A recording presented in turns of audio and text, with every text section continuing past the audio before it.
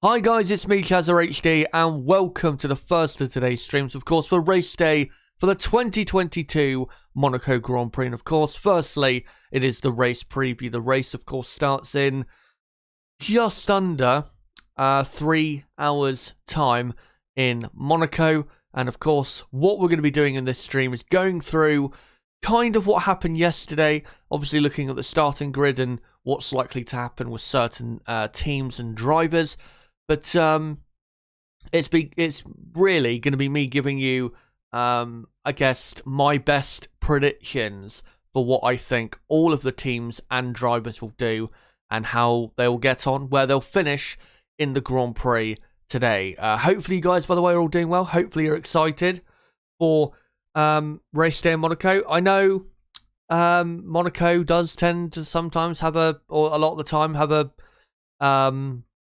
a reputation of not being the most exciting race on the calendar, but it is still Monaco. And even in the dry, some years we have had some exciting or very unusual Grand Prix. So let's not just assume it's going to be, exactly like last year. I will say, though, disappointingly, it does look as though it's not going to rain at all. It's currently sunny at the track. And I looked at my BBC weather app and I, punched in Monaco to see what the weather was looking like at the moment. And also on the radar, yeah, it's pretty much clear all around where Monaco is. There's no real cloud or rain cloud anywhere near about. I think the closest one is in 100 miles inside of Italy or something like that. So, yeah, don't think we're getting any rain, but we can still get something of interest in the Grand Prix today. But firstly, you can see the order, the starting grid it is for the race today on the left-hand side of your screen. But let me get into the qualifying results officially. So, on pole position, Charles Leclerc, Carlos Sainz in second, the first Ferrari 1-2 since 2017 at Monaco. And that was also their last win at the Monaco Grand Prix. And given that it's going to be dry, I would be very surprised, very, very, very, very surprised if they were not to win tomorrow. Sergio Perez, for the second time this season, outqualifies Max Verstappen. He is third and Verstappen is fourth. And then Lando Norris fifth for the second consecutive year in Monaco. Of course, last year went on to finish in third. Was benefited quite a bit by, Leclerc not starting the race and Bottas retiring with a pit stop problem. So, if a couple of the drivers ahead have similar issues, then Norris is in a great position and has pretty good pace. George Russell then in sixth, Fernando Alonso seventh, Lewis Hamilton eighth, Sebastian Vettel ninth. What a talent-heavy part of the grid that is, from Norris down to Sebastian Vettel. And then you got Esteban Ocon in 10th. Very good day it was for Alpine. Could have been better. Alonso, if he not made a mistake at the end of qualifying, and there'd not been a red flag for Sergio Perez's accident, then Alonso could have actually got 5th in qualifying. And then after that, the bottom half of the order, you've got Tsunoda 11th, Valtteri Bottas in 12th, Kevin Magnussen 13th, Daniel Ricciardo in 14th place. Very disappointing from him, especially considering his teammate is at least a second quicker, or was a second quicker in qualifying. Let me actually just pull it across to see what the exact timings were. So Norris did a 1:11.8, and yeah, Ricciardo 1:12.9. So Ricciardo 1.1 seconds slower in Monaco. That is very, very poor. Then Mick Schumacher is 15th for the grid today. And then the people knocked out in Q1 were Alex Albon in, 11th, in 16th place. Good qualifying for him. Pierre Gasly 17th. That was down to really him not getting to the flag in time, but a very disappointing session considering how good he's been at Monaco in the past. But if they can try and find a way on strategy of getting his way up the order, you never know what could happen. And you never know what type of result he could get. Lance Stroll, 18th. He's never really been that great around Monaco for qualifying. Nicholas Latifi 19th, and then Zhou Guanyu is going to be starting the Monaco Grand Prix in last position. Also, because he did not start his final lap, probably would have got, 2 or 3 positions higher, but I don't think would have done that great, to be honest, because he still isn't looking that quick, and Alfa Romeo aren't as quick this weekend as we thought they would be. But let's now go on to Ferrari. And yeah, it was the perfect day yesterday. Utilised the great car they have around this Monaco Grand Prix track and showed that they do, around a track like this, easily have the best car.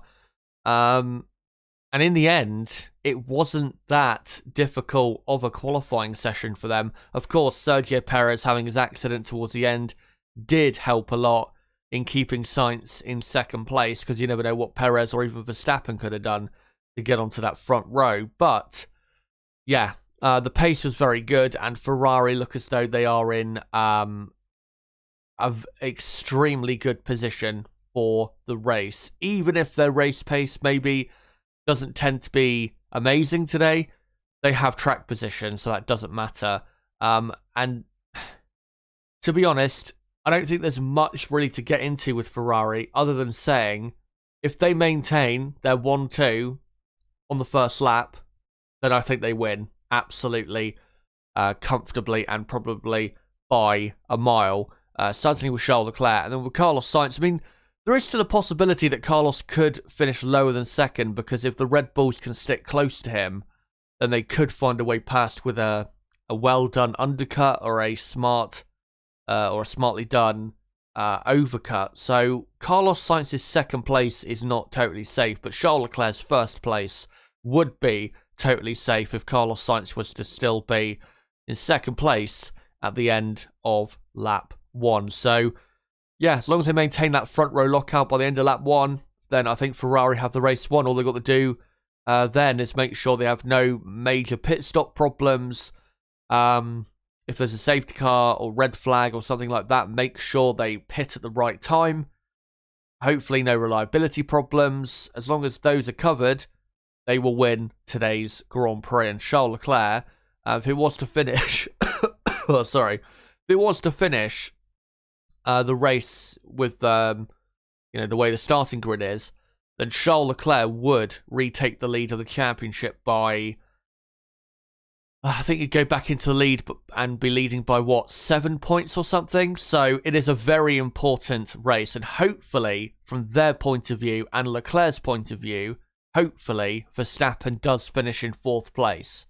Or even for them, from their perspective, even worse than that, because they do need to bounce back this weekend. Cannot afford to lose this Grand Prix with Charles Leclerc. But yeah, looking very good. And I don't see Red Bull really having the pace to keep up with Ferrari. So as long as they get the start right and cover the other big things in the race, such as pit stops and possible safety cars, they'll be absolutely fine. Now, going on to Red Bull. And qualifying, compared to what I thought they would do, probably this coming into the weekend, it was disappointing. Certainly from Max Verstappen's point of view. Now, I know his final lap, he said he was on a better lap, which I don't doubt, because, he is I don't doubt his ability to continue improving on his best lap times, and I don't think Max Verstappen yesterday was at his finest, so was definitely able to improve on the lap times he was doing, but at the end of the day, he was and is, or has been, however you want to put it, consistently been slower than Sergio Perez this weekend. He was slower than Perez in all 3 practice sessions. In Q1, I think he was quicker, but then Q2 and Q3 were slower. So the reason Max Verstappen is in 4th place is not because of red flags. It's not because of reliability problems or anything like that. It's because Max Verstappen was too slow. Simple as that. If Sergio Perez is 3rd, Verstappen, clearly should be in 3rd himself, because we know that Max is, definitely much quicker normally and more talented than Sergio Perez. So he had to get, or had to do better than what he did, but he didn't do any better than what he did.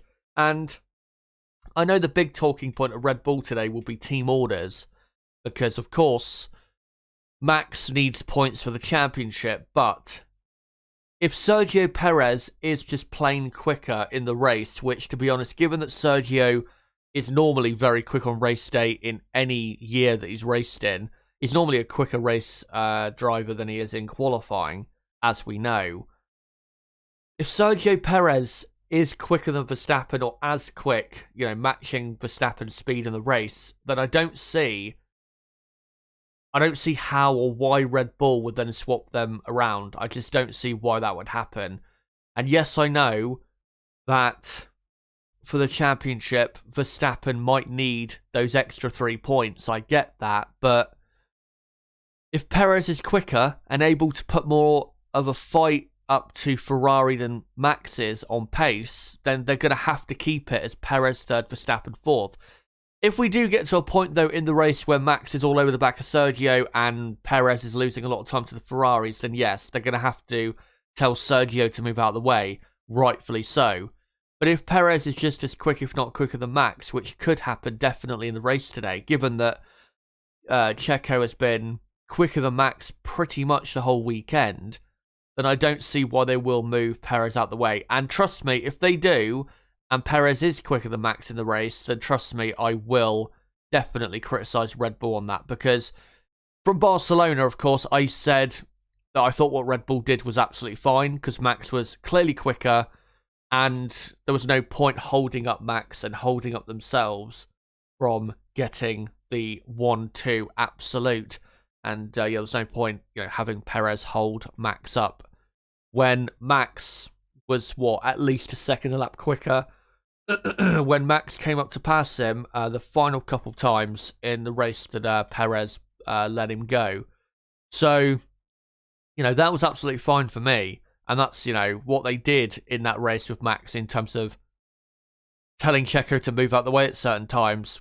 That is exactly what I would have done. But for today, like I said, if Sergio is just as quick, if not quicker, they cannot do that. Because, one, it will affect Perez's relationship with the team and also Perez's relationship with Max. And, of course, at the moment, they do have a very good relationship, Max and Checo, so you don't want to affect that. But also, it would affect them in terms of getting second place in this Grand Prix, which is still possible, by the way. Even though, Ferrari, they've been very quick this weekend. They're not that much quicker to the point where they're going to be running off at half a second a lap into the distance. I don't think that is going to be the case. I think the Red Bulls will hang on to the back of Carlos Sainz in this Grand Prix.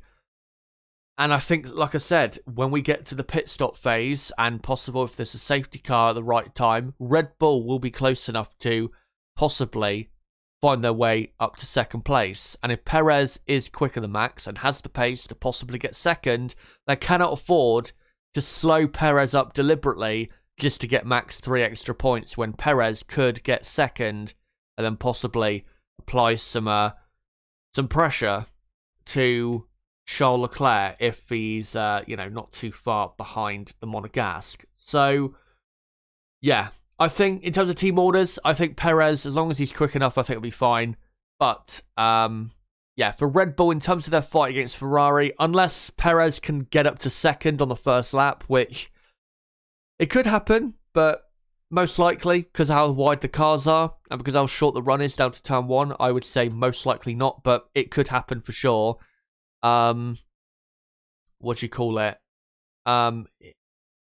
think Red Bull, if they can't get, say, Perez or Verstappen up to second on the first lap, then I think realistically, their race just needs to be sticking close-ish to the back of Carlos Sainz, and then when it comes to the pit stops, then trying to find a way past either through overcut or undercut from them. But let me just quickly get into a couple stats ahead of the Grand Prix.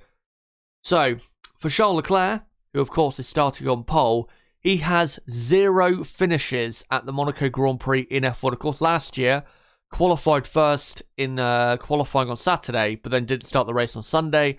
And of course, 2018 and 2019 didn't finish either. So Leclerc looking for his first finish at the Monaco Grand Prix, and he hopes it will be in first place. And then Ferrari's last win at Monaco was in 2017 with Sebastian Vettel. And like I said earlier, they locked up the front row in qualifying and then got a 1-2 in the race. That's pretty much what they should be aiming for today.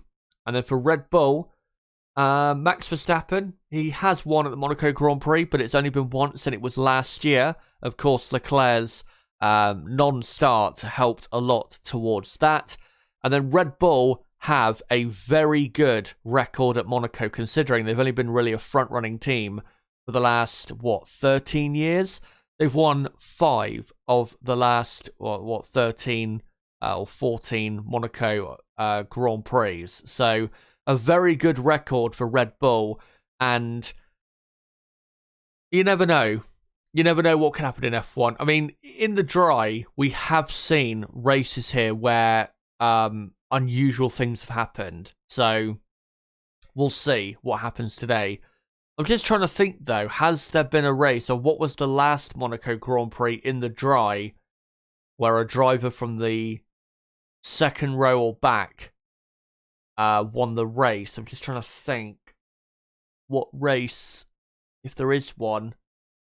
I think, no, 2008 was wet. I was going to say 2008, but it was in the wet, and Hamilton obviously won it from third. I think it was Montoya in 2003. Yeah, it was. It was Montoya in 2003. And what he did that day was he got up to second by the first corner, and then he jumped his teammate Ralf Schumacher in the pit stop phase and got into the lead. So that's realistically the only way you can do it around Monaco. But yeah, despite, the difficulties facing Red Bull today, they do have a good record of race wins in Monaco. And we'll quickly go on to the championship standings ahead of today's Grand Prix. So Max Verstappen coming into today's Grand Prix leads by 6 points. But like I said, if Leclerc wins and Verstappen does finish in 4th, then I think Leclerc will take the lead by 6 or 7 points over Verstappen. So it's probably going to go back into Leclerc's favour, the championship standings. Sergio Perez is 3rd, not actually that far behind Verstappen and Leclerc. So if he can win today, maybe that would boost a possible title bid. George Russell is, of course, in 4th, and then it's Carlos Sainz in 5th. Obviously, Sainz starting in 2nd. He'd be hoping to get ahead of Russell now in the championship by the end of the Grand Prix today. And then Lewis Hamilton 6th, Lando Norris in 7th, and then Bottas 8th, Ocon 9th, and Magnussen in 10th. And your constructor standings ahead of today's Grand Prix. Red Bull leading on 195 points, 26 points clear of Ferrari in 2nd. If it finishes the way the starting grid is, then I think Ferrari they'll close the gap, but I don't think they'll take the lead. I think Red Bull still have a few points over Ferrari in the constructors going into the next race in Baku. If it does finish, Ferrari 1-2, Red Bull 3-4. And then Mercedes are in 3rd on 120 points. And then it's McLaren 4th, Alfa Romeo 5th, Alpine 6th, AlphaTauri 7th, Haas 8th, Aston Martin 9th, and Williams in 10th. So those are your championship standings ahead of today's Grand Prix and your stats for the race. Now, let's get on to the Silver Arrows Mercedes, and I'll adjust this picture a bit better. And there you go. Now you can see the Mercedes there. Yeah, disappointing qualifying. Really disappointing considering what we thought they'd do this weekend. We thought they'd be competitive maybe with, the 3rd, 4th place runners, whoever they were. And of course, they were Perez and Verstappen in qualifying. So yeah, very disappointing for Mercedes, and not even at worst could they get just a 3rd row lockout in 5th and 6th place. Only 6th and 8th for the 2 drivers, and I wouldn't say at all they have the best midfield car, say, out of the rest of the pack. again, disappointing weekend for them. Just adjust that picture quickly. There you go. Yeah, disappointing weekend. Russell, as usual, that he has done this season, doing the best he can, getting the best out of the car. I don't think he could have done any more because Lando Norris has looked very, very good this weekend. Been fifth in pretty much every session.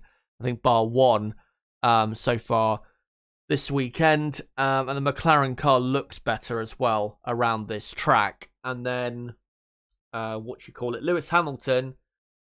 I do feel a bit sorry for Hamilton with the red flag that came up towards the end because he was looking just as quick, if not a tad quicker than Russell through qualifying. And then, of course, you know, what happened in Q3 or towards the end of Q3 happened and he ends up in 8th place with one car in between himself and his teammate George Russell, and that being Fernando Alonso. What can Mercedes do, though, in 6th and 8th in a dry race? Because it is going to be, like I said, most likely dry for today's race.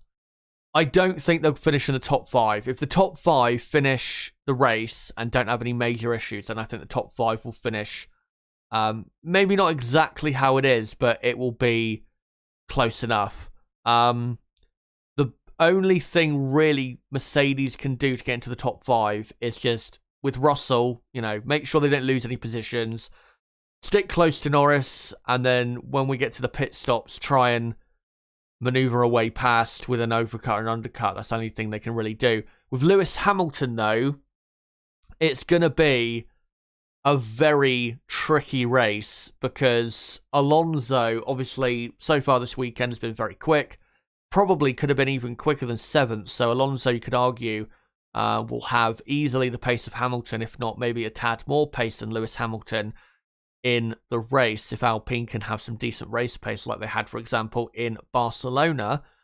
But also the Alpine is a very quick car down the straights with the Renault PU. So I don't see Lewis Hamilton really sticking that close to Alonso. Certainly not close enough to put Alonso under serious pressure.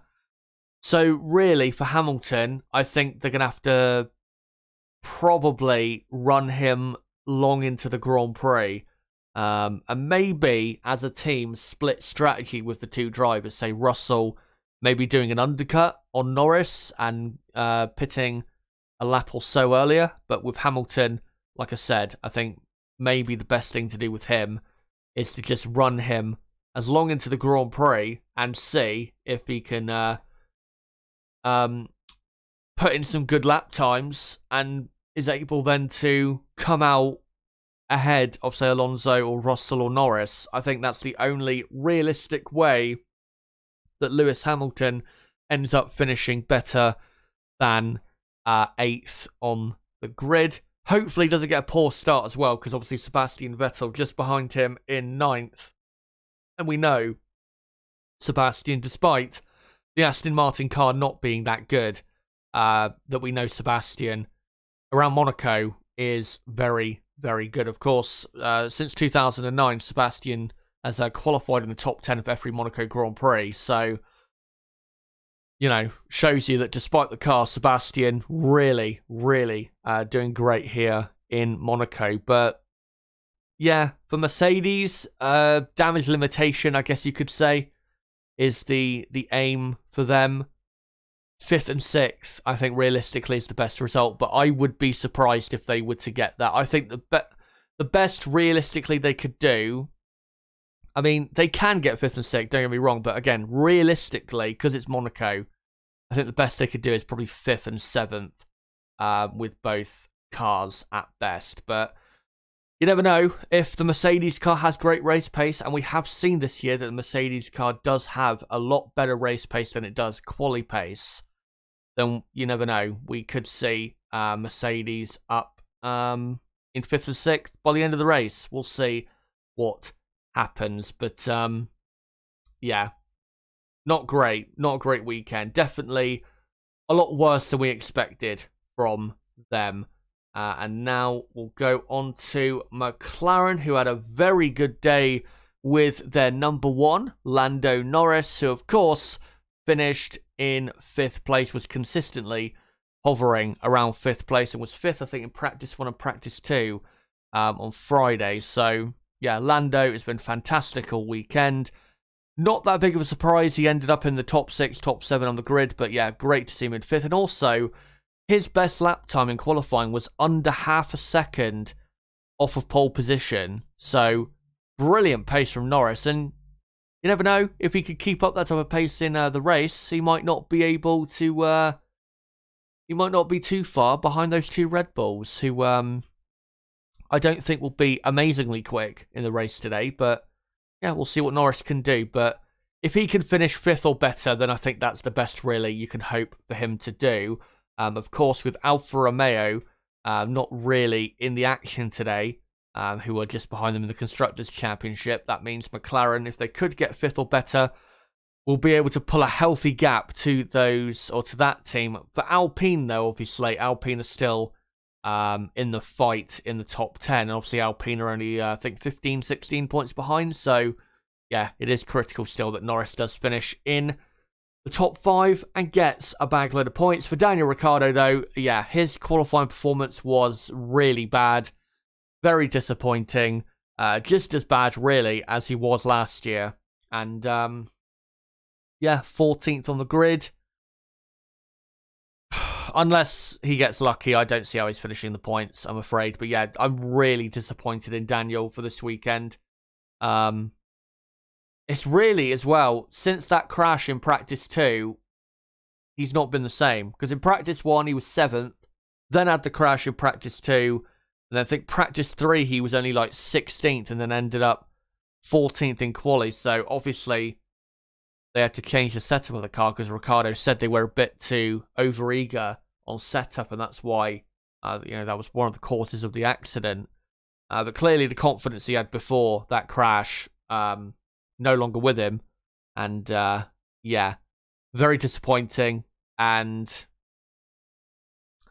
yeah, he's heading for a non-points finish. And again, Ricciardo, since he's joined McLaren, unfortunately, just hasn't got going. Obviously, won the Italian Grand Prix last year, but still not performing well enough, I'm afraid, in the McLaren.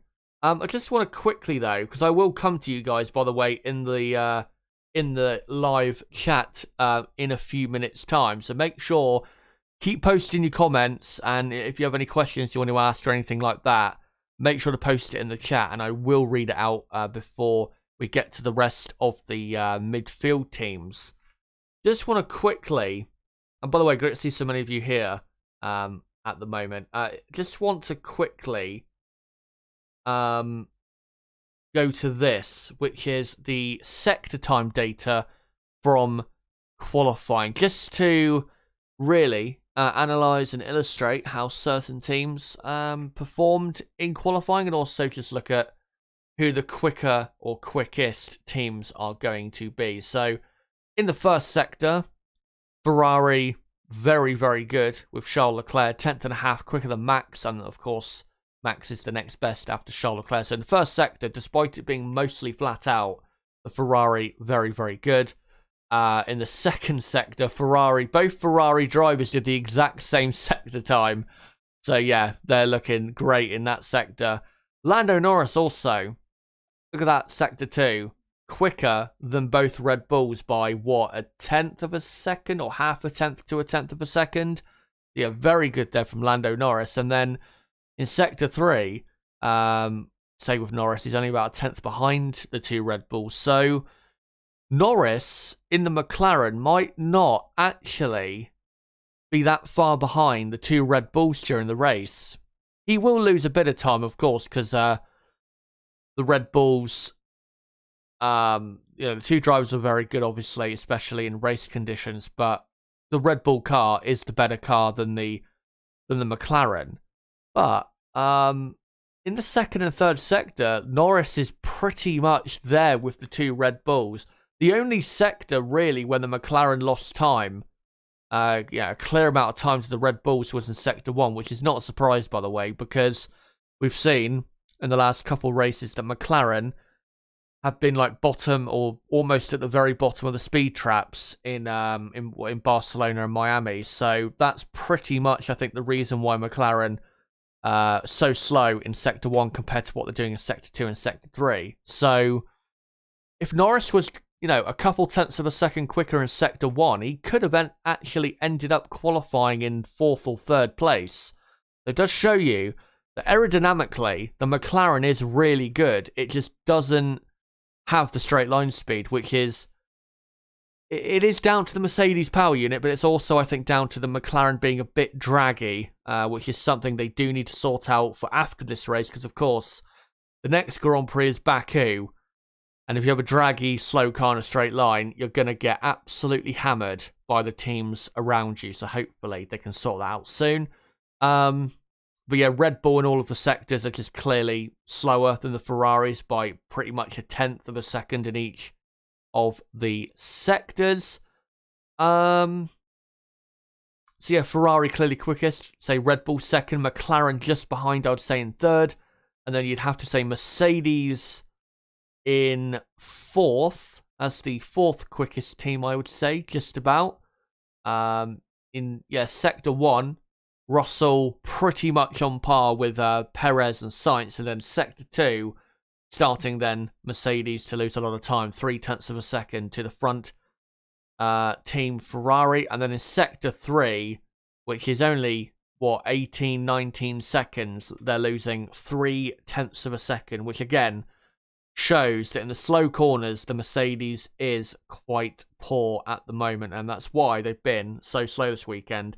If they were to half that time they were losing in the slow corners, they probably would have qualified 5th and 6th or 5th and 7th in qualifying yesterday. So yeah, that's still something to work on, because it appears that they've improved straight line speed, but with their lower drag wings. But Mercedes still struggling in some areas. And then so I'd say Ferrari quickest, Red Bull second, McLaren third, Mercedes fourth, and then I think fifth quickest you'd have to say is the Alpine team. 6th and 7th in Sector 1. Not surprised because the Renault is pretty strong in terms of power. And then Sector 2 they start to drop off a bit, but then Sector 3 they recover it with Alonso in 6th and Ocon in 9th in Sector 3. And they're pretty much matching the Mercedes, if not a tad quicker, in Sector 3. And in Sector 1 also, they're pretty much on par with Mercedes as well. So, really, forgetting the top two teams, the battle, certainly between the two Mercedes and the two Alpines, is going to be interesting because Alpine do seem to have the speed of Mercedes in certain parts of the circuit. So, going to be a close fight, I think, between those teams. And then after that, who are we looking for after that? I will say Kevin Magnussen's Sector 2 is very, very strong, but then went on to lose a lot of time in the other sectors, which is why Magnussen ended up qualifying in 13th. I think after those 5 teams, again, in that order, Ferrari, Red Bull, McLaren, Mercedes, Alpine. After that, I'm not sure what you would say the pecking order is for the bottom 5 teams. But for the top 5, I think I'm pretty much bang on with what I just said. But, yeah, there you go. Ferrari, definitely the quickest. And, they maintain that front row on the first lap. Should be an easy win. But, I'll now cut back to some pictures of the Ferrari. And as we're about halfway through the stream, just going to quickly come to you guys in chat to see what you guys have to say about the team so far. And also, let me know, guys, in the chat, your predictions for the race today. Give me your top 5 predictions for the race finishing order, of course. But let me know what you think is going to happen with Ferrari, with Red Bull, with Mercedes, with McLaren. And yeah, let me know in the chat and I'll make sure to read out your comments soon.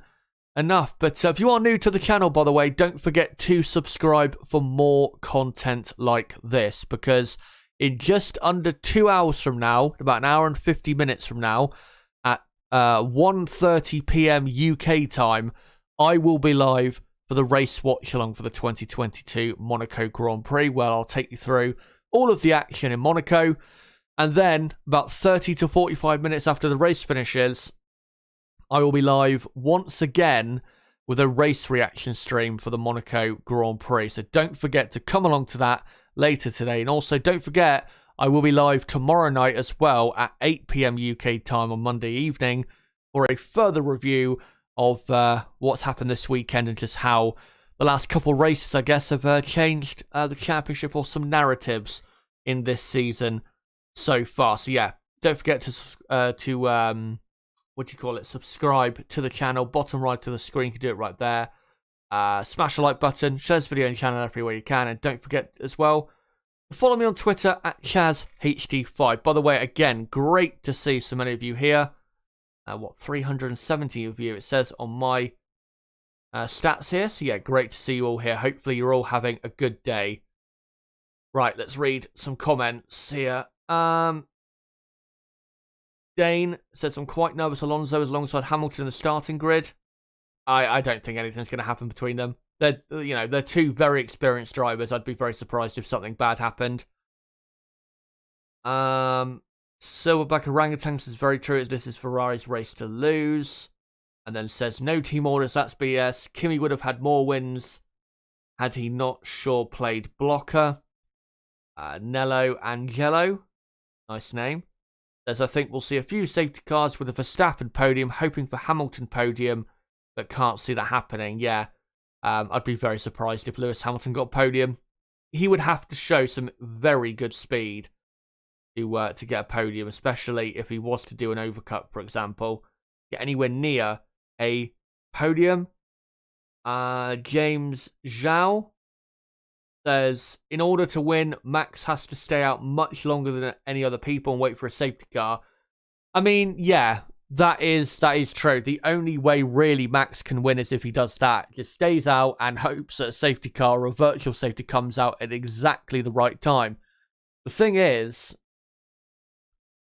Ferrari, if they're smart, they'll probably do the same. They'll just keep their cars out as long as possible. As long as they have similar or better levels of tyre wear, then I think Ferrari will probably just stay out on track and cover off that eventuality. Or at least I would do that if I was Ferrari, because they should have the pace per lap to pull away from Red Bull.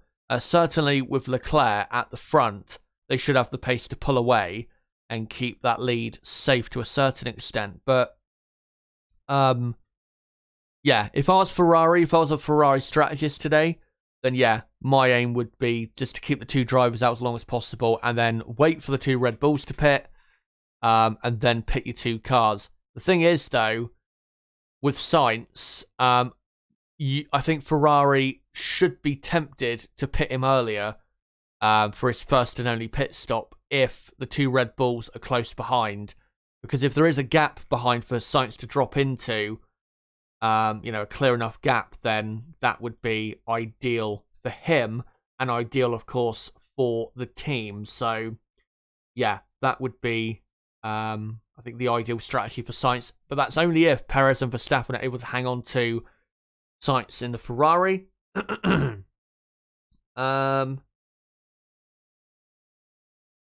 Hello, by the way, to Cooking Channel 16.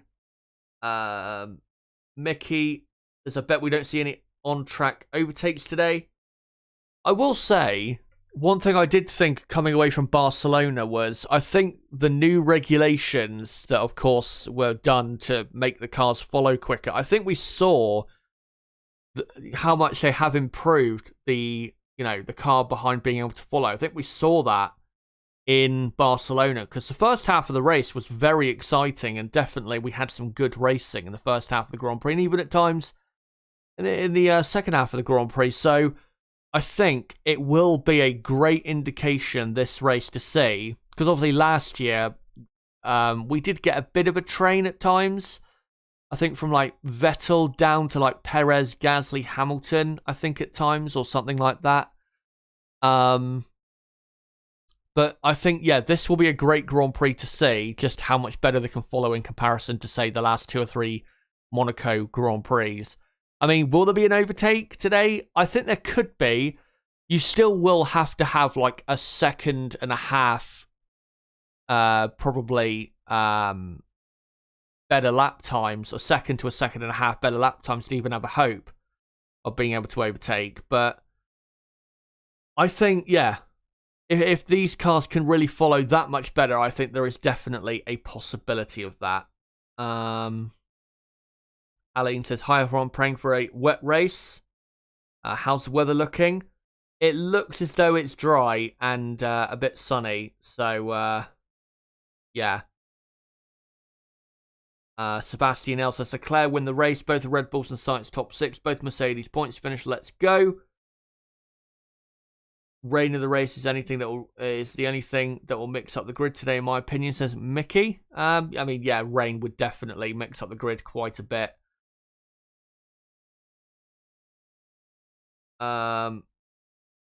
David Brown just reading out the weather, by the way, in the chat on his end, saying no rain for the race with a high of 22 degrees Celsius, which, yeah, that's pretty much what I've seen on the certainly on the BBC weather app.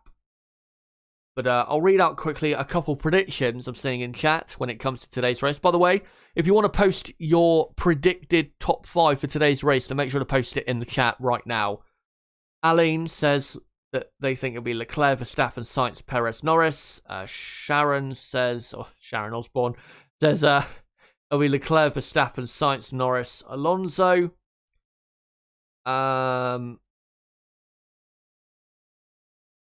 You think Vettel will end up with some points? Asks Yari Bakker. Yeah, I think he will.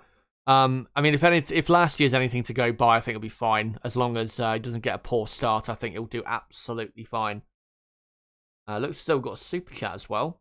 I'll get to that soon enough. J.R. Rosberg predicts a Hamilton P5. Leclerc and Sainz bottle it into first corner. That would be classic Ferrari to bottle a front row at Monaco. That would be. I think I said right after qualifying yesterday, it would be peak Ferrari if they were to bottle a 1-2, which let's hope they don't, because I think from the championship perspective, you know, from a neutral point of view, if we want a exciting championship, I think it's best if Leclerc wins today, because Max is starting to build a bit of momentum, or at least he was before this weekend. Overcut or undercut for 5th and below. The thing is, the undercut in Monaco, it's not even just in Monaco, just in general. The undercut only works if you have, or, you know, when you come out from your pit stop, you have clean air. Or let's say you do have a driver just ahead of you, but if it's at a track where you can overtake with DRS quite comfortably, then it's not that much of, you're not being held up that much. That's the only thing really that hampers an undercut is traffic. And in Monaco, which of course is more unique than other tracks in that, and also when it comes to strategy, it is a bit harder in Monaco sometimes to get it right. Yeah, the only way an undercut is going to work is if you have clean air and quite a bit clear air, say 5 seconds or more.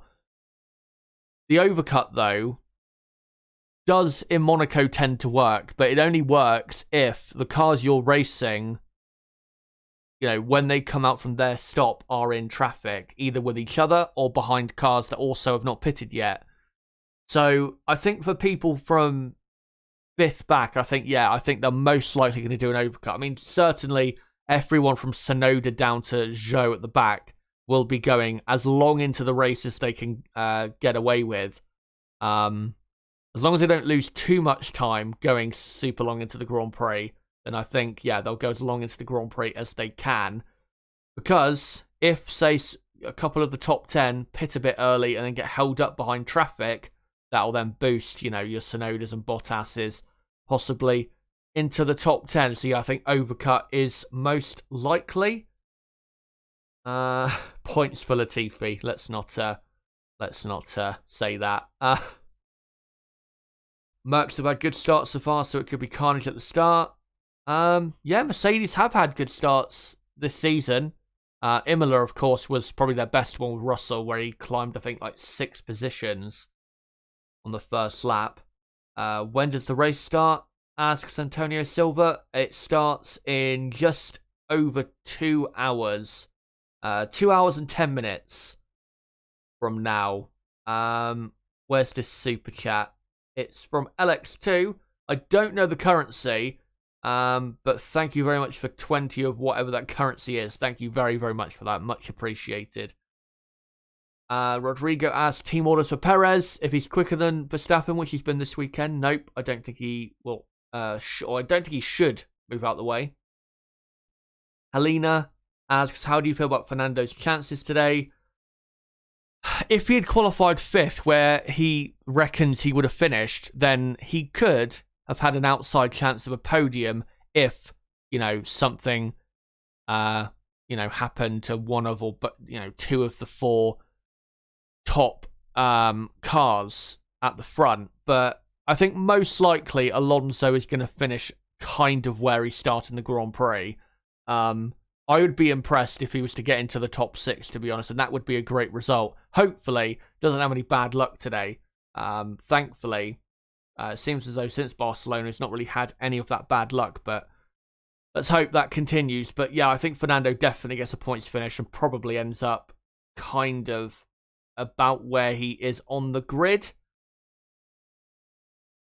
Dan the Man says that's the strongest top 10 I've ever seen. It is. I mean, I think I said this yesterday as well. You've got 4 world champions, and they've all got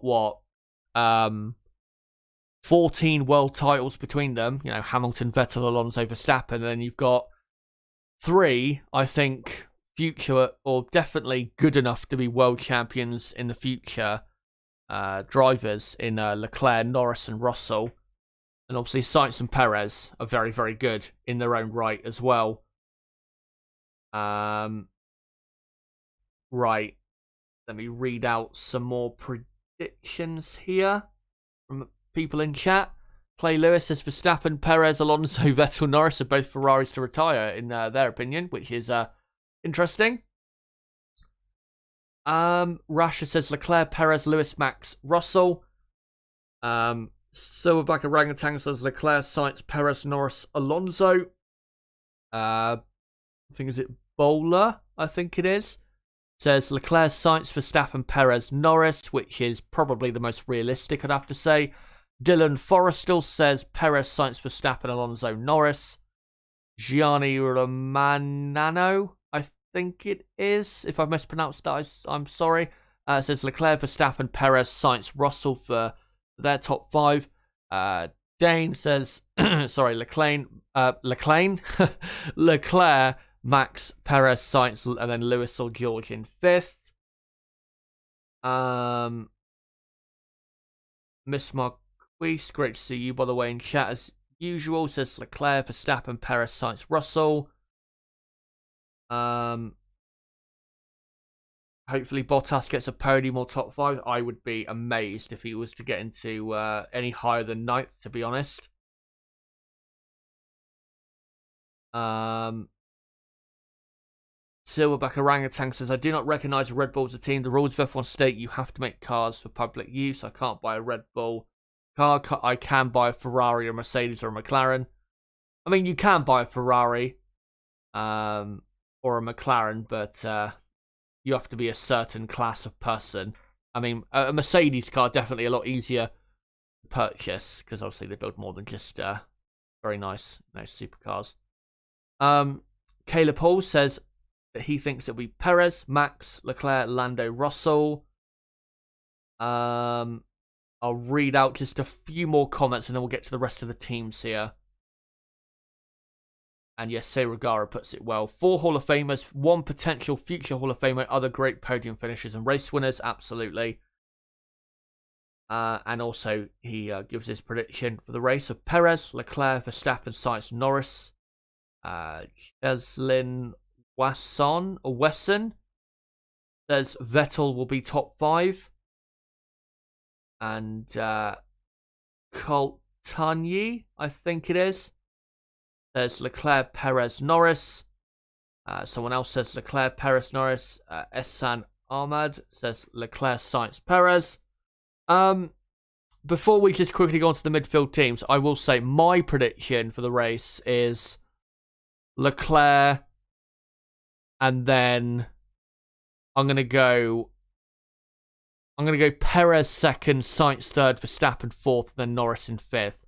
I just think Sainz is still a bit prone to being exploited, let's say, after what he's been getting up to in the last few Grand Prix. Anyway, let's now go on to the Alpine team, who had a fantastic qualifying yesterday, way better than I thought they would do. I thought they would be probably on the fringes of the top 10 at best, but 7th and 10th, and you have to remember, Alonso was in 5th, then of course made a mistake on his final lap, but also there was a red flag that would have cost him anyway, improving his lap.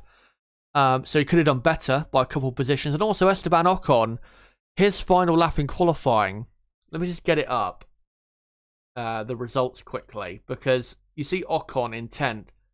And yeah, his final Q3 time was his slowest of qualifying. He did a 1:13.0. When if he had done his best time from Q2, if he had did that in Q3, he would have qualified 8th. So Esteban Ocon's pace is a lot better than what do you call it? Than what we saw at the end of qualifying there.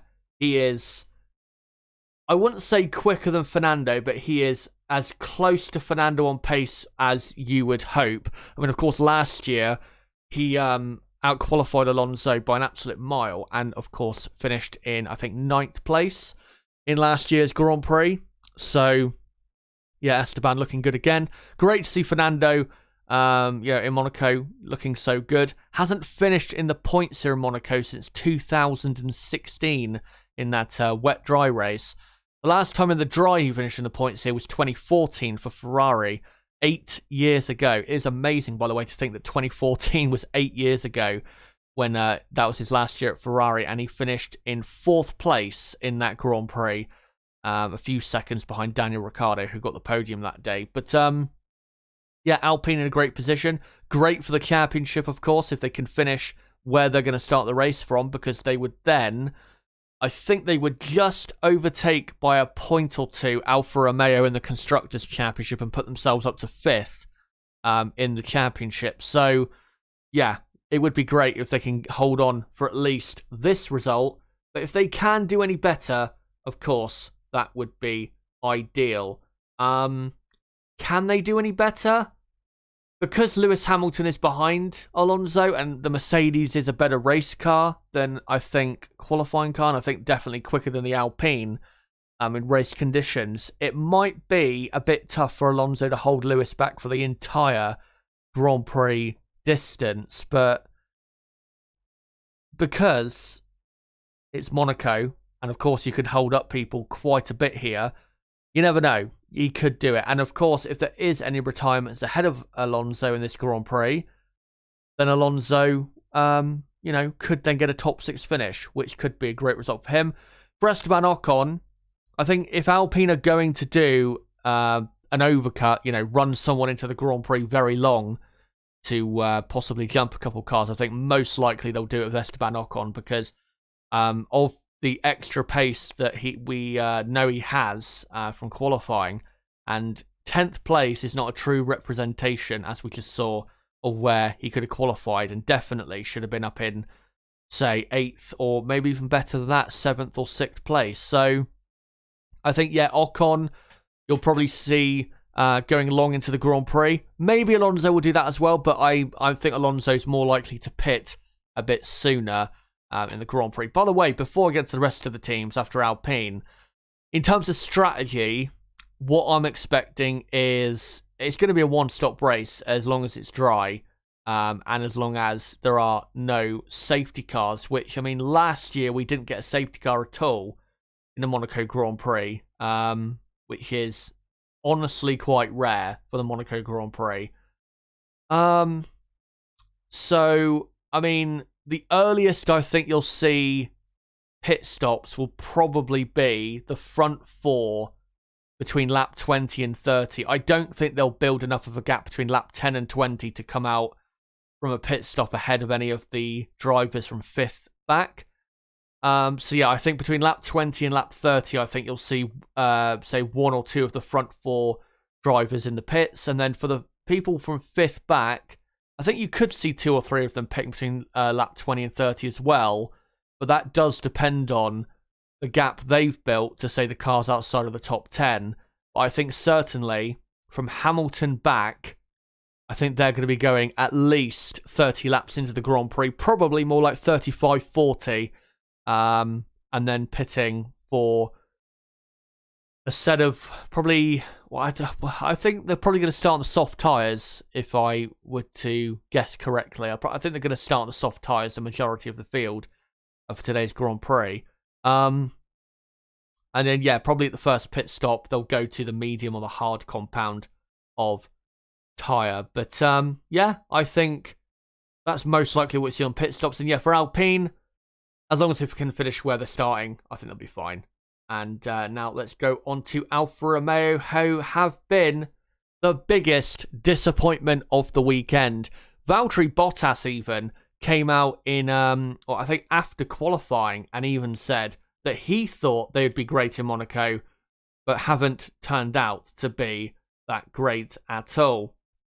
12th for Bottas, which, to be honest, considering the weekend they had up until really practice 3, isn't actually that bad of a result. He can still score a point or 2 from there, but he will need to drive his socks off and hope for maybe a bit of luck as well. For Zhou Guanyu, his race is over. He's starting at the back. He'll have to hope for a safety car at the absolute right time and for a bit of carnage up the field. But yeah, can Alfa Romeo score a point? I think they can. If you look at the season so far, they do tend to look after their tyres well and have some good, consistent race pace. But will it be good enough to see them in the points? If they do get a points finish, it's probably going to be 10th, maybe 9th at the absolute most. But yeah, most likely 10th place. And they are a contender definitely for a points finish. But given the pace we've seen from them this weekend, I'm not sure they're going to be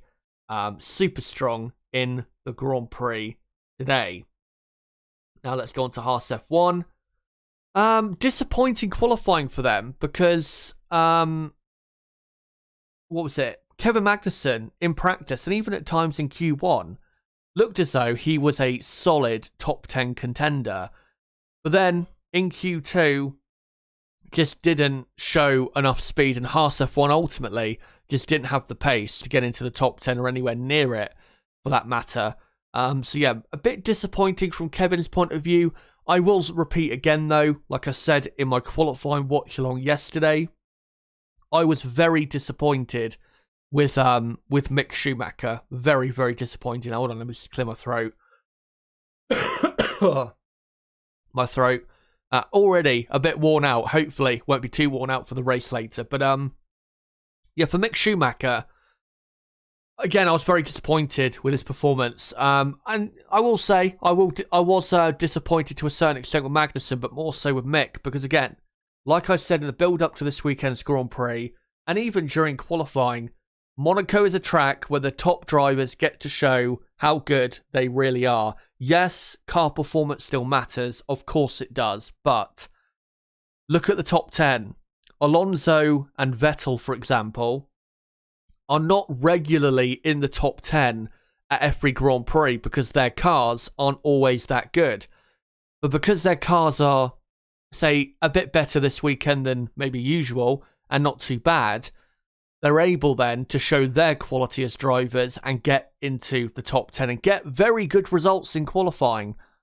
For Mick Schumacher, though, again, around I guess you would say a driver's circuit, again, where the drivers tend to show their true quality as a racing driver, Mick, really, this weekend has just not been that good.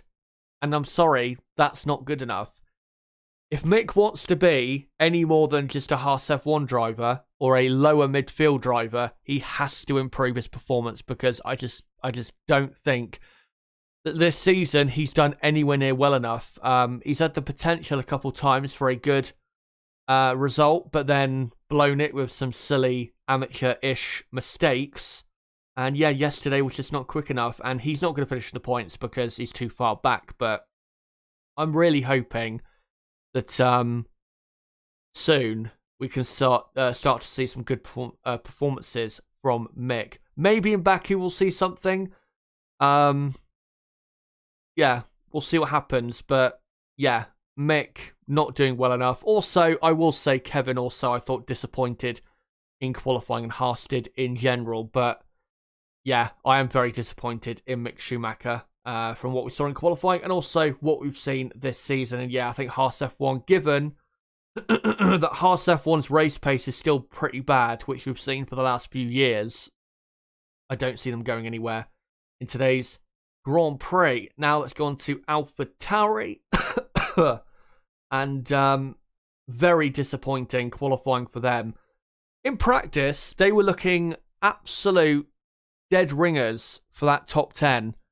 Gasly was, I think, in practice consistently in the top 7. I think he was 6th in practice 1, 7th in practice 2, and then 6th in practice 3. That's how great he was. And Tsunoda, you see where he qualified in 11th. That's pretty much where Tsunoda qualified. So really, the disappointment for qualifying comes surrounding Pierre Gasly, which is none of his fault, I don't think. It's basically because when that red flag came out for Tsunoda's little clip with the wall, which, to be honest, I'm not sure was a red flag or was red flag worthy, Gasly just didn't get around on his outlap quick enough and wasn't able to start his lap. He was very close, though, to starting his lap. He was like a second or 2 seconds away from getting his final lap started and being able to complete it. So, disappointing that he didn't get to the line in time, because if he did and completed a lap, I think Gasly would have probably ended up qualifying maybe in 6th or 7th place, honestly, given that Tsunoda was up in 11th, and Gasly has been stronger than Tsunoda quite clearly this weekend. So yeah, unfortunately, Gasly is, I think, completely out of play today. Yes, with a big overcut, him going long into the race. If he can show that pace from Friday practice, you never know what could happen, but I just think he's too far behind and he'll lose a lot of time down in 17th place, stuck in traffic, especially behind the Williams of Alex Albon. And of course, the two Haases, who, like I said, will have pretty poor race pace. But look out for Yuki Tsunoda, who's in 11th, the highest placed AlphaTauri, because he's been very good this season. Not been given the credit he should be given. He's had some very good results this season. And given the pace the AlphaTauri has had this weekend, I think there is a possibility he could nick a point or two. And if he did, would be a superb result. Remember last year, he was awful. I think he finished like 17th or 18th last year in the Monaco Grand Prix. So yeah, doing much better. And yeah, if he gets a points finish, I'll make sure to shout him out plenty after the Grand Prix. But yeah, look out for him in the race. Now we'll go on to Aston Martin. And very similar qualifying session to what we saw last year, where Vettel last year qualified 8th and Stroll, I think, was 15th or something, or 16th. Obviously, Stroll would come through by doing a big overcut in the race and going like 50 or 55 laps into the race before his first pit stop. He would eventually finish in 8th place in the Grand Prix. So, great drive from Stroll. They'll be hoping to replicate that again, but it will be obviously a bit tougher from 18th on the grid. For Sebastian Vettel, though, obviously his drive last year was probably one of the best in the field from last year's Grand Prix. You could argue he was the driver of the day in Monaco last year. But I don't think it was as easy for him to do that as this year. Obviously, last year, I think he did trying to think what strategy he did. I think he went a couple laps longer than like Hamilton and Gasly, who I think he was behind, and then ended up jumping them. So, yeah, I think with Sebastian, maybe if he does that again, maybe, you never know, if he sticks close enough to the two Mercedes and Alonso and Norris ahead, maybe he could do it again and gain a couple positions, which would be very important for Aston Martin in the Constructors' Championship, because remember, both AlphaTauris outside the top 10, so the two Haases. Aston Martin are only, I think, 9 points behind Haas in the championship, and then about 11 points behind AlphaTauri. So if Vettel could get like a few points today and AlphaTauri and Haas don't, then Aston Martin might be in a position to fight for 7th in the championship, which honestly, given how they start the season, I didn't think was possible. I predicted them this season to finish in 10th in the championship, given how bad their car looked. So yeah, looking very good for them. And yeah, as long as Vettel finishes in the points, I don't think you can really say, if he does finish even 10th, I don't think you could say that's a disappointing weekend. Aston Martin, we didn't really think coming into this Grand Prix would be super strong anyway. But yeah, great to see Sebastian Vettel keeping up his great record in Monaco of Q3 appearances again. He's made a Q3 appearance at Monaco every year since 2009, and he did it yet again. Now, finally, on to Williams. And Alex Albon did very well in 16th place. He'll be hoping that he can do something similar to what he did in Melbourne, which is not pit until the last lap. Might be a bit tougher in Monaco, because obviously it's 20 laps longer, but yeah, I'll be hoping he can do the same in this Grand Prix today, because that's his only hope of a points finish, if there is any hope for him of that happening. And obviously for Latifi, he will finish probably in last place, even though Zhou is behind him. I think Zhou definitely has the pace to even overtake him on the track. So yeah, I think he'll be probably finishing in last. But yeah, look out for Alex Albon, because if he does run super long into the race, you never know what he could do. He's already had 2 points finishes this season, 9th in Miami, 10th in Australia. We'll see what he can do. Was it 9th in Miami? I'm just trying to think. Was it 9th in Miami? I think it was 9th in Miami because of Alonso's penalty. So I think Alonso dropped back quite a bit. Yeah, I think it was 9th. Anyway, we'll move back onto these pictures. So yeah, that's all of the teams. And actually, quickly, this is what I'll do. I'm going to quickly read out some stories from qualifying and read out a few quotes on what the drivers had to say. So we'll quickly go back to Alfa Romeo, because Valtteri Bottas had some things to say about what happened. He said, "I feel like this result today is a bit of an outlier." He said, "I think the performance of the car should be better. I think it's track related and in the opposite way that what I thought. I thought we were going to be great here, but it turns out not. Again, the next race is Baku, a street track again, but I think the car is still good. It just didn't quite fit to this race today." And then he said also, "I actually felt I got to a good rhythm, even though I missed a session. I had a good day today to get the feel of the setup and the grip and everything. I felt like I was confident. I don't think it was about that. I think it was just about us not being fast enough here." Yeah. I think he, to be honest, by the sounds of it, is as surprised at the lack of pace as I think we are. Now we'll go back onto Mercedes, because Lewis Hamilton had some things to say about their lack of pace in the slow corners. He said, "We have very poor, or not very poor, we have poor rear downforce, loads of front but nothing on the rear. Today it felt better, but we seem to be slower. I don't know really why. It felt like we improved the car in terms of bouncing, but it feels slower." He believes the car's performance over the bumps is exacerbating their low speed handling difficulties, and then said, quote, "We weren't very good in the low speed in the last race anyway. In the race it was okay, but not on a single lap, so we anticipated it would be difficult here. I think it's worse than we anticipated because of the bumps. It's super bouncy for us everywhere.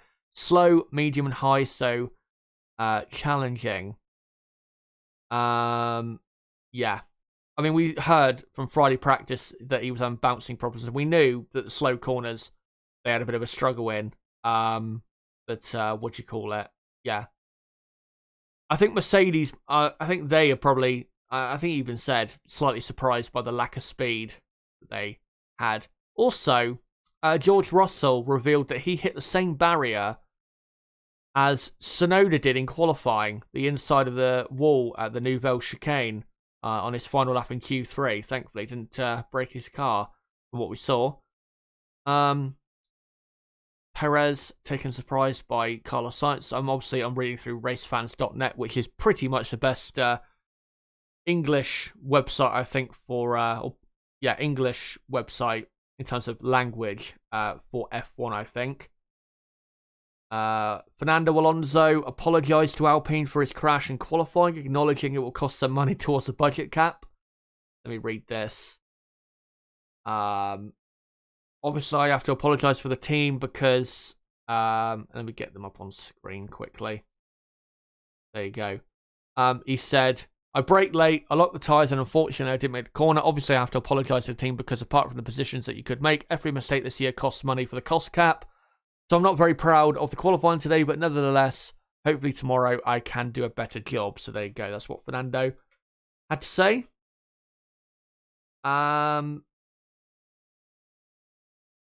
Also, let's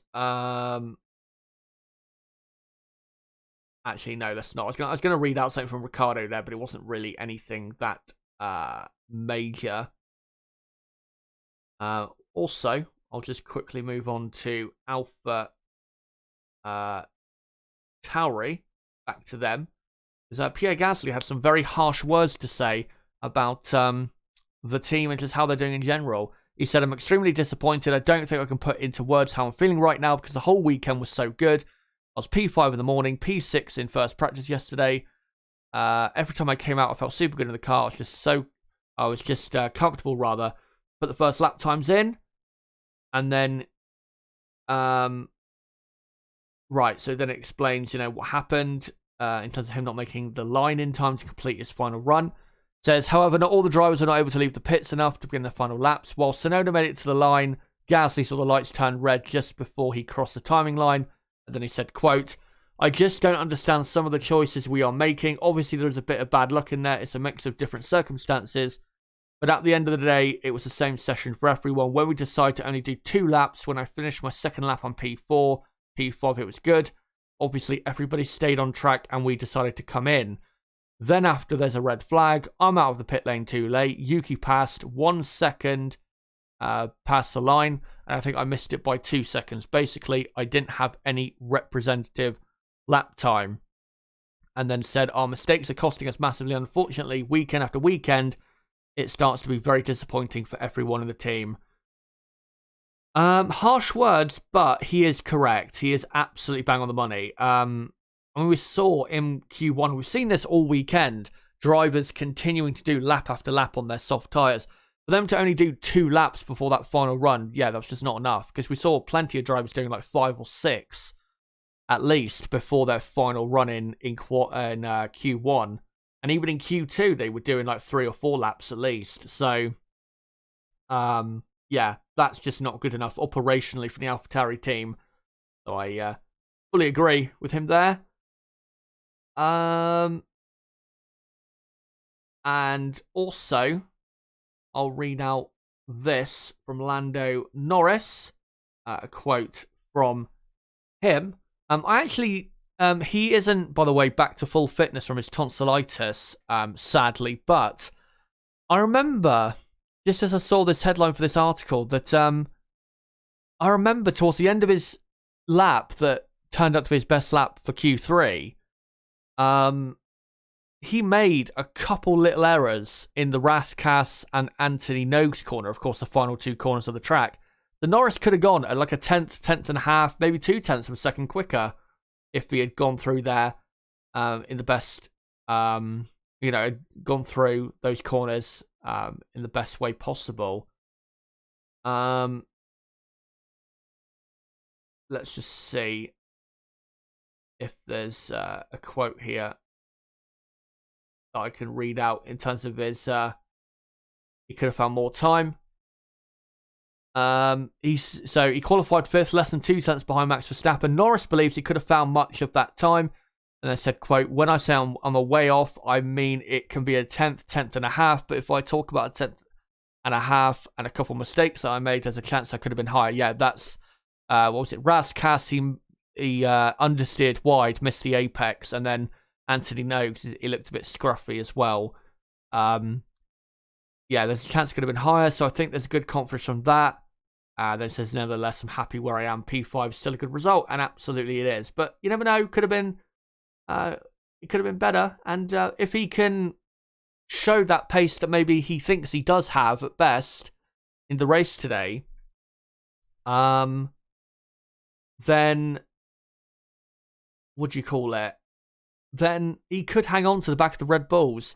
Yuki Tsunoda apologised to his team for causing the red flag. I don't see why he needs to apologise because it wasn't his fault. I think it's more so an overreaction from the marshals. And then last thing we'll get onto before I come to the chat again is Max Verstappen tells team this shouldn't be allowed after Perez crash ends Q3. The reason, of course, he said this was because, 2 years in a row, his final lap of quali has, been, he's not been able to do it because of a red flag that's come out. And then here's the radio messages from the end of Q3.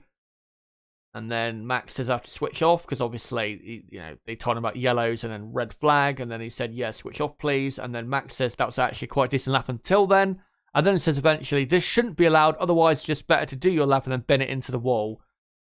I mean, the thing is with that, look, at the end of the day, it is disappointing. I get that. But in Monaco, and not just Monaco, every street circuit, these things happen. And there's nothing you can do about it. It's been happening for decades. So, yeah, there's nothing you can do about it. That's just the way motorsport is. I don't think we should bring in the rule that they have in IndyCar. I think they have.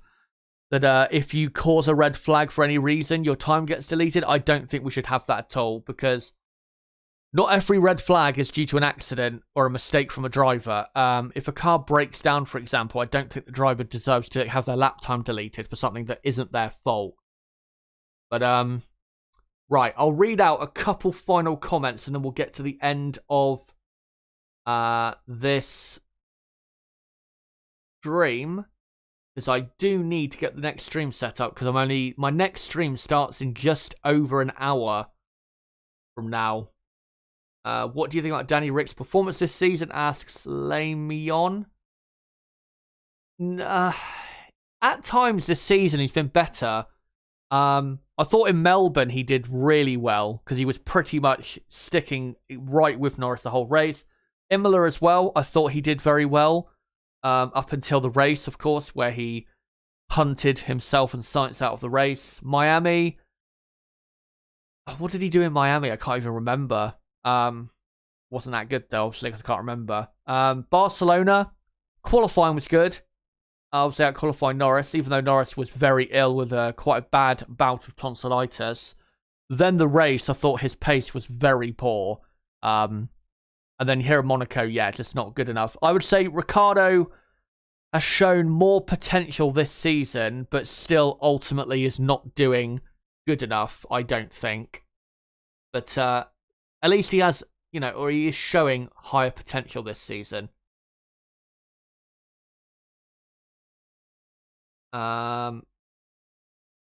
Right, let me read out. I'm going to read out one final comment, I think, and then I'm going to move to the end of the stream here because, like I said, I've got to get the next stream set up and get ready for that.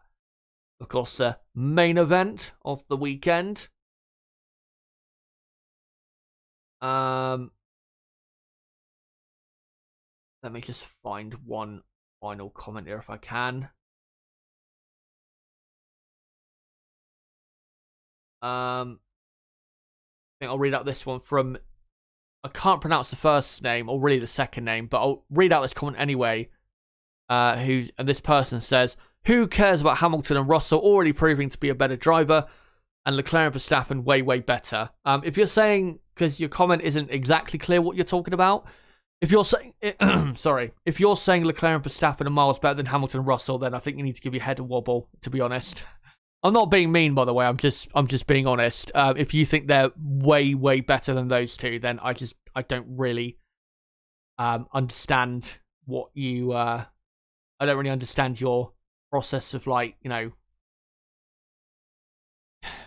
what drivers you think are good, really, if you think those two are miles better. I mean, Leclerc and Verstappen are very good drivers, but I wouldn't say they're miles better than everyone else. I mean, Hamilton, I would still say, is one of the best in F1 easily, despite what's going on with his car and his team. Let's now, I think, move on to the end of this stream. Thank you guys for coming along. Plenty of you coming along for this stream. Very much appreciated. Make sure, though, you all join me in an hour from now at 1:30 p.m. UK time. That's an hour and, I think, 5 minutes from now for the race watch along for the 2022 Monaco Grand Prix. Like I said, make sure to join me for that, for the race watch along. I don't know yet. Let me just check, actually, quickly. Because there is some doubt as to whether Nib will be able to join me today, because obviously last night was the Champions League final, and he's a Liverpool fan. Right, he said it'd be good to go. Right, so me and Nib will be on for the race watch along in an hour from now. So don't forget to join us for that. And yeah, we'll take you through the race, and, you know, take you through whatever happens. Hopefully it's a bit exciting. A bit more exciting than your usual Monaco Grand Prix. And if you are new to the channel, don't forget to subscribe for that content coming up in an hour's time. Bottom right of the screen, you can subscribe right there. And also, don't forget, I'll be live 30 to 45 minutes after the race finishes for a race reaction stream as well. Yeah, as well, smash the like button, share this video and channel everywhere you can, and don't forget as well to join my Discord server, link below in the description, and don't forget as well to follow me on Twitter at ChazHD5 to keep up to date with my content. But guys, until my race watch along in an hour's time, it's been me, ChazHD. Goodbye.